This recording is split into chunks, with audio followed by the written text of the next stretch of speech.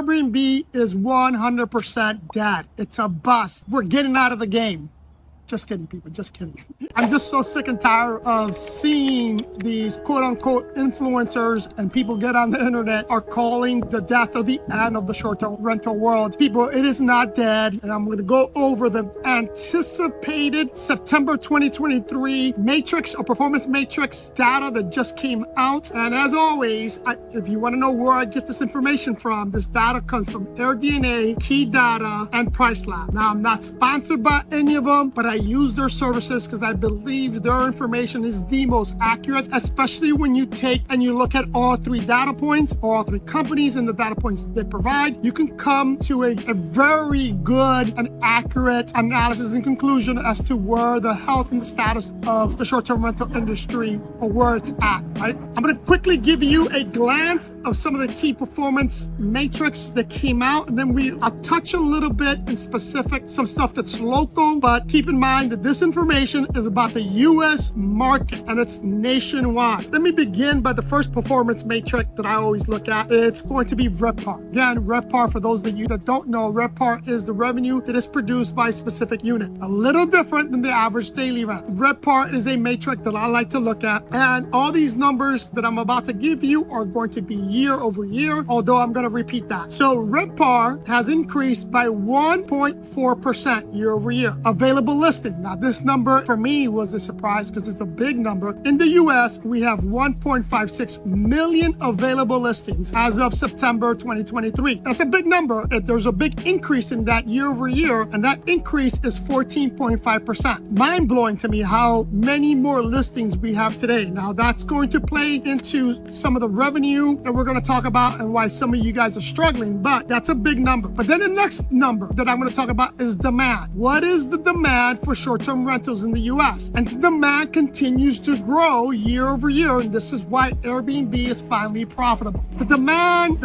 increase year over year is 12.2%. So we have 12% more demand today than we did last year. And that's a big number. If you look at that number and you compare that to the amount of available listings, which is a 14% increase, you're going to see why in a minute, why some of you are struggling depending on where you're at. Occupancy rate, here's an area that if you take the amount of listings and you take the number of demand, and this is why occupancy rate is the only performance marker that's actually down. The occupancy rate is lower and a year over year difference of 1.7%. We saw a dip in occupancy rate of 1.7%. Now, if you look at the video that I did reference the same performance markers in the summer, you'll see that I predicted this, meaning in the summer, the occupancy rate was even lower. Today is 1.7. So we're starting to close that gap, and there's a reason for that, and I'll touch that in a little bit. But the next marker is the average daily rate that we discussed before. The average daily rate also increased. Now that increase is a little smaller. The average daily rate, it has increased 2.6%. When you look at RevPAR, I mentioned RevPAR nationally is $177. The average daily rate nationally is $312. Then nights booked. Nights booked has also increased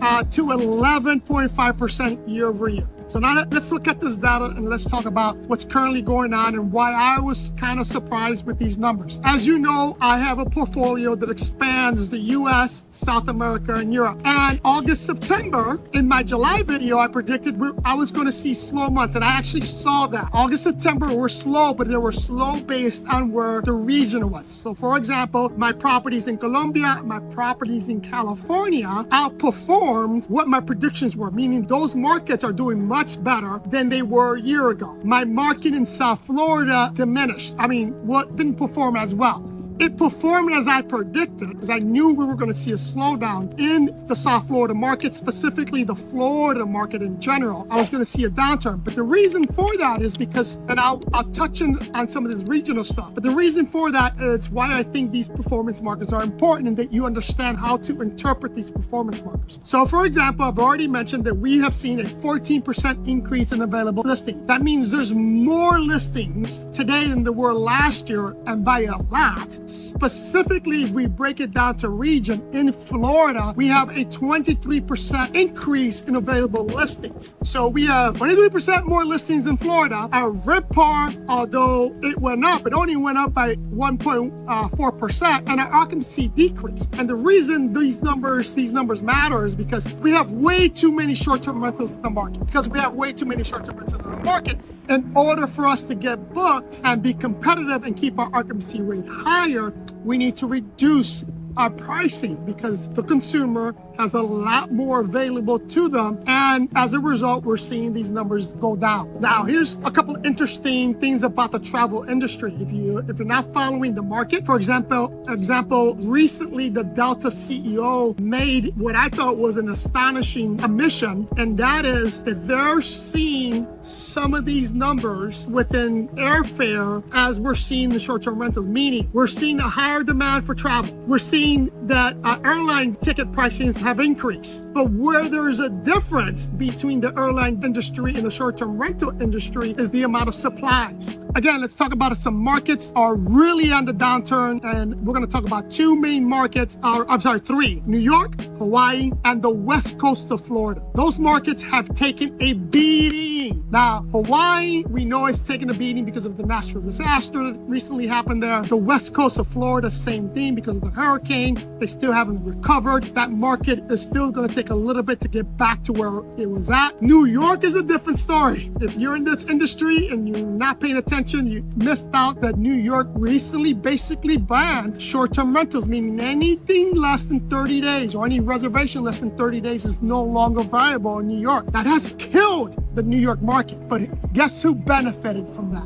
And guess who's doing really well as a result of that? New Jersey and the surrounding areas, right? So where there's a negative, there's always going to be a positive. So keep that in mind. So those areas are struggling. If you're in those areas, again, Hawaii, New York, and the west coast of Florida, hang in there, focus on what makes a phenomenal guest experience, and I guarantee you will rebound shortly. The last thing I want to talk about, and I want to close this with, is what do we see for the upcoming future? Based on what I'm currently seeing, and based on these numbers that we're looking at, and based on the fact that demand is high in the overall market, right? 2024 is going to be very interesting. I think, especially by the summer of 2024, we're going to get back to normal, and we're going to be doing really, really well. And that's going to be for two factors. And again, this is just theory, speculation. Some of it is as a result of some of this data. Like I mentioned in July, I knew some of these numbers were going to get better. And based on some of the numbers that we're projecting for 2024, I think they're going to be better. One key factor in 2024 is that 2024 is a presidential election year. The Democrats are going to do everything they can to